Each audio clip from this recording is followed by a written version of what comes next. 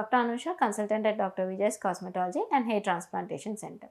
So ఈరోజు మనం hydrafacial గురించి తెలుసుకుందాం. సో బేసిక్గా ఈ హైడ్రాఫేషియల్ అంటే ఏంటి? ఇది స్కిన్ మెయింటెనెన్స్ కోసం చేయించుకునే ఫేషియల్. నెక్స్ట్ స్కిన్ రిజువినేషన్ గురించి చేయించుకుంటే మంచి బెటర్ రిజల్ట్స్ అనేవి కనిపిస్తాయి. సో ఇది ప్రొసీజర్ వచ్చేసి ఫస్ట్ క్లెన్జింగ్ ఉంటుంది, దాని తర్వాత ఎక్స్ఫోలియేషన్ అనేది చేస్తాము, hydration, various kind of serums అనేవి మనం ఇన్ఫ్యూజ్ చేస్తాము అండ్ కొన్నిసార్లు స్కిన్ బూస్టర్స్ అనేవి కూడా ఇన్ఫ్యూజ్ చేస్తాం. సో వీటి వల్ల ఏమవుతుంది అని అంటే స్కిన్ అనేది ఫస్ట్ కంప్లీట్గా క్లెన్స్ అవుతుంది. ఏవైతే బ్లాక్ హెడ్స్ ఉన్నాయో, వైట్ హెడ్స్ ఉన్నాయో అవన్నీ రిమూవ్ అవుతాయి క్లెన్సింగ్ వల్ల. సో మనం ఈ సీరం ఏవైతే ఇన్ఫ్యూజ్ చేస్తామో దానివల్ల మనకి ఆ డల్నెస్, స్కిన్లో ఉన్న ఆ డల్నెస్ కానీ ఆ డిహైడ్రేటెడ్ లుక్ అనేది కానీ కంప్లీట్గా పోయి ఒక ప్లంప్ అండ్ యంగ్ లుక్ అనేది వస్తుంది ఈ హైడ్రాఫేషియల్. సో మాకు ఎవరిలో చేస్తే ఇది బెటర్. సో కొంతమంది క్లయింట్స్ నాకు ఇమీడియట్గా రిజల్ట్ కావాలి, నాకు మల్టిపుల్ సెషన్స్ వద్దు, నాకు ఈరోజు ఈవినింగ్ కల్లా రిజల్ట్ కావాలి అన్న వాళ్ళల్లో